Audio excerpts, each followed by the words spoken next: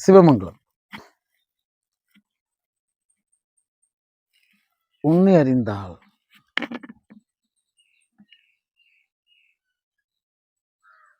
தன்னை அறிதல். தன்னை அறிய தனக்கொரு கேடில்லை, தன்னை அறியாமல் தானே கெடுகின்றான். தன்னை அறியும் அறிவை அறிந்த பின் தன்னையே அர்ச்சிக்க தான் இருந்தானே. அவ்வளவுதான். தன்னை அறிய தனக்கொரு கேடில்லை. உனக்கு ஒரு கேடு வராம இருக்கணும் அப்படின்னா நீ முதல்ல தன்னை அறியணும். தன்னை அறியாமல் தானே கெடுகின்றான். இவனுடைய கேட்டுக்கு ஒரே ஒரு காரணம் தன்னை அறியாததுனாலதான். தன்னை அறியும் அறிவை அறிந்த பின் தன்னையே அர்ச்சிக்கத்தான் இருந்தானே. இது ஒரு உத்தமமான திருமூலனின் பாடல். என்ன சொல்றாருன்னா, உங்களையும் அவங்களையும் வேறையா சொல்லல, நீங்கள் அதுதான், அது ஆகு பொருள் நீங்கள். இப்ப நான் யார்? தன்னை அறிதல். அது என்னதான் சொல்ல வருது? அறிதல்னா அங்க பாருங்க, ரெண்டு அறிதல் இருக்கு. ஒண்ணு, கத்திரிக்காயை அறிஞ்சிட்டியா, நான் எனும் தன்மையை அறிஞ்சு விட்டாயா, அவ்வளவுதான். இது ரெண்டுமே அறிதல் தான், அறிந்து விடுதல் தான் சொல்லு. இப்ப தன்னை அறிதல் அப்படின்றதனுடைய தன்மையை எதுனா, எனக்குள்ளார நான் என்னும் தன்மையின் பெயரால் நான் நிலை நின்றிருக்கிறேன்.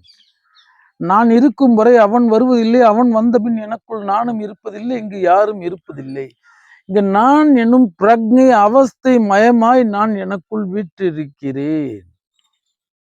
இப்ப நான் என்னும் தன்மையின் பெயரால நான் வீற்றிருக்கின்ற வரை அவன் என்னும் தன்மை இருப்பை நான் அறிவதற்கு இல்லை.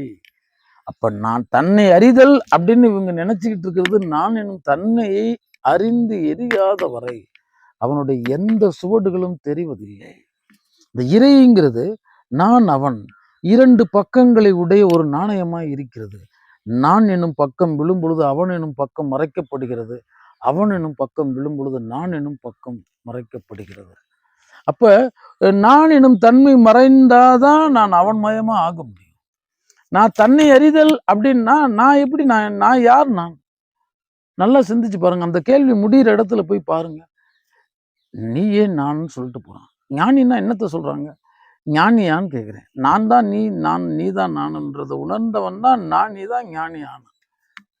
அதே மாதிரிதான் தன்னையே அர்ச்சிக்க தான் இருந்தானே. நீ இதுவரைக்கும் அர்ச்சித்தது உண்மைதான், இதுவரைக்கும் போற்றினது உண்மைதான், இதுவரைக்கும் நீ நற்றவத்தில் இருந்தது உன்னை நோக்கி தான். அதனாலதான் அங்க சிவம் விழிமூடி விழித்திருந்து முனை சொல்லி மார்க்கமாய் சிவ தவத்தில் நிலைத்திருக்கிறார். அப்ப நீ அதுவா இருக்கிறாய். நான் அதுவா இருக்கிறேனான்னு என்னால் நம்ப முடியல. அதுக்கு நிறைய காரணங்கள் இருக்கு. ஏன்னா நீங்கள் ஒரு பொய்க்கூட்டில் பல கூடி அங்கு ஒரு கூடு செய்திருக்கிறது. ஆனால் கூடு உருவத்தில் இருக்கிறது, அதில் தங்கும் கிளி அருவத்தில் இருக்கிறது. நான் இந்த உருவின் பெயராலே நான் என்னை வாழ்ந்து உணர்ந்து பழகிட்டதுனால இந்த சதையும் புத்தி ரத்தம் எலும்பு இந்த உரோமம் இது இத்தியாதி இதுதான் நான் வாழ்ந்துகிட்டு இருக்கேன். இதெல்லாம் இல்லை. நான் இந்த உடலோடு பந்தப்பட்டிருப்பவன், சம்பந்தப்பட்டவன் அன்றி நான் இந்த உடலே இல்லை. நான் அந்த ஒரு தெளிதல் பிறக்கும். இதுதான் சத்தியம். இந்த தேகம் எத்தனையோ மாற்றி அமைக்கப்பட்டிருக்கும், உயிர் பொருள் மாற்றி அமைக்கப்படுவதில்லை. இது அந்த உயிர் பொருள்ங்கிற ஒரு அரூபர் பயணிக்கிற வாகனமா இந்த உடல் இருந்தது. அந்த தன்மையை உணர்றது. தன்னை அறிதல்னா நான் எனும் பிரக்ஞை அவஸ்தைக்கு காரணமா இருக்கிற இந்த உடலையே எடுத்துறது. நான் தான் இந்த உடலோடு சம்பந்தப்பட்டிருக்கவன் தான் சொல்லுங்க அப்படின்னு அந்த நிலைப்பாட்டுல நம்ம இருந்து பழக வேண்டியவன். நாம் ஆழ்ந்து கிடக்கிறோம். பயத்தினாலும் ஆசையினாலும் கோபத்தினாலும் இன்னும் எத்தனையோ எத்தனையோ இதன் பெயரால இந்த உடலை நம்ம மையப்படுத்தி வாழ்ந்துகிட்டு இருக்கோம்.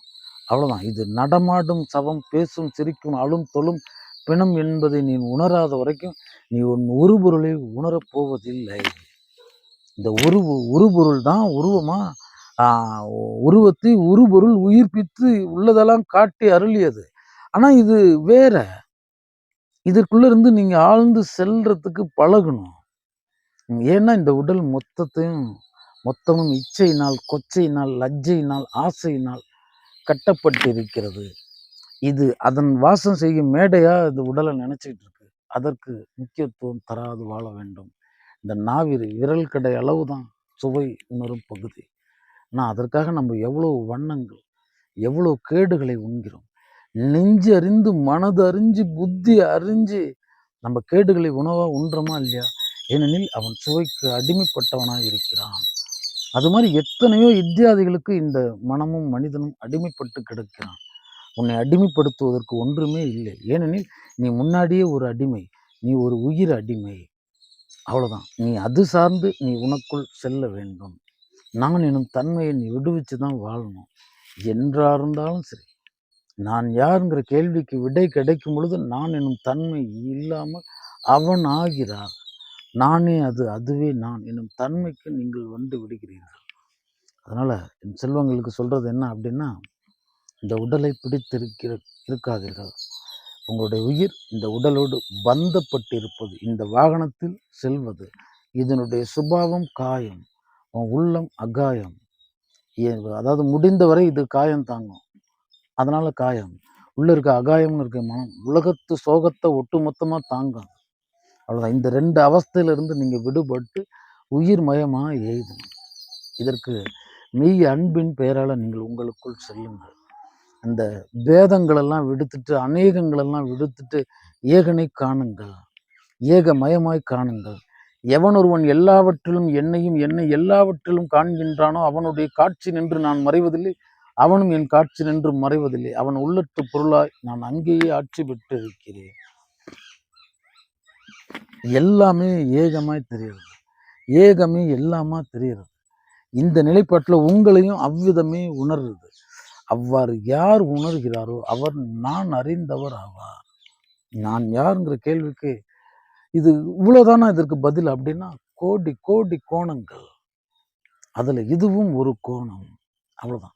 ஒரு பெரிய பிரம்மாண்டமான மலை, ஒரு பெருங்கடல், எண்ணிலி கோடி நதிகளால், அதே மாதிரி இந்த பெரிய மலை எண்ணிலி கோடி கோணங்கள். என் கோணத்திற்கு அந்த மலை ஒரு கோணத்துல தெரியும். உங்க எதிரில் இருப்பவனுக்கு அவனுக்கு தெரிந்தது சரிதான், எனக்கு தெரிந்தது சரிதான். ஆனா இந்த பார்வையோடு முடிந்து விடுவது இல்லை. இது மாமலை, இது திருமாமலை. அப்ப என் பொருட்டு அவனுடைய அறிவிப்பு இதுவா இருக்கிறது. அதே மாதிரி அவர் கோணத்துல அவருக்கு தெரிந்தது உண்மை. நான் என்ன சொல்லி இருந்தாலும் அதனோடு இந்த பதில் முடிந்து விடுவதில்லை. அதை நம்ம புரிஞ்சுக்கணும். இப்ப உன்னை அறிஞ்சாதான், நான் எனும் தன்மையை அறிந்து எறிந்தாதான் நான் ஒரு உன்னதமான வாழ்வே வாழ முடியும் அப்படின்றது தன்மையை உணர்ந்து வாழ்றது தான். அதற்கான வாழ்வியல்ல தான் நம்ம இருக்கோம் அப்படின்னு சொல்றேன். தன்னை அறியாதவரை உன்னுடைய கேடை நீ அகற்றவே முடியாது. அங்கு முடிவில் தன்னையே அர்ச்சிக்கத்தான் இருந்தானே, நீ உன்னை அர்ச்சிக்கத்தான் வந்திருக்கிறாய். இதை நல்லா ஆழ்ந்து புரிஞ்சுக்கணும். அதற்காக நான் அர்ச்சிக்க வந்திருக்கும் பரம்பொருள் தானே, இங்க யாருமே அதுதானே, எல்லாமே அதுதானே, எங்கும் நீக்க மரம் நிறைந்திருக்கின்ற பரிபூரண ஆனந்தம் தானே. அவனே நிலம் செய்தான், நீர் செய்தான், நெருப்பை செய்தான், காற்றை செய்தான், வெட்ட வெளியை செய்தான், மனம் தந்தான், உயிர் தந்தான், உயிர்ப்பை தந்தான், இன்னும் போய்கிட்டே இருக்கான். அவனுடைய படைப்பிலேயே சூட்சமம் இருக்குன்னா அந்த சூட்சமத்தை படைப்பவன் அதிசூட்சமனா இருப்பான். அணுகுணா நூதனன், நோக்கரிய நோக்கவன், போக்கும் வரவும் புணர்வும் இல்லா புண்ணியன் அவன். அதனால என் செல்வங்களுக்கு சொல்றது என்ன அப்படின்னா, நான் எனும் தன்மையை நீங்கள் அகற்றாத வரை அவனுடைய அடி நிழல் கூட அடைய முடியாது. நான் என்பது முழுக்க மனத்தினால் நிறைந்திருக்கிறது, வெறும் வாடையினால் நிறைந்திருக்கிறது. ஒரு மழலை மகா ஞானிகள் உண்மத்தர்களுக்கு முன்னாடி எந்த பேதமும் இருப்பதில்லை. அவர்கள் ஆனந்த சிற்பமாக அங்கேயே இருக்கிறார்கள். நீங்களும் அவ்விதத்தில் இருக்க வேண்டியவர்கள். ஒன்று மழலை ஆகுங்கள், இல்லாட்டி மகா ஞானி ஆகுங்கள், இல்லாட்டி சிவனை பித்தனாம் பக்தனாம் நானும் சிவ பித்தனேன்னு அவன் பித்தன் ஆகுங்கள். இந்த உலக விசாரணைகளிலிருந்து நீங்கள் உங்களை விடுவித்துக் கொள்ளுங்கள். அதனால தன்னை அறியறதுங்கிறது மட்டும்தான் நீ ஆனந்தம் அடைவதற்கு உண்டான ஒரே ஒரு பாதையாகவும் இருக்கு. அதனால நான் யார் தெரியுமான்லாம் கேட்க வேண்டியதில்லை. நீ அவன் தான். சிவமங்கலம்.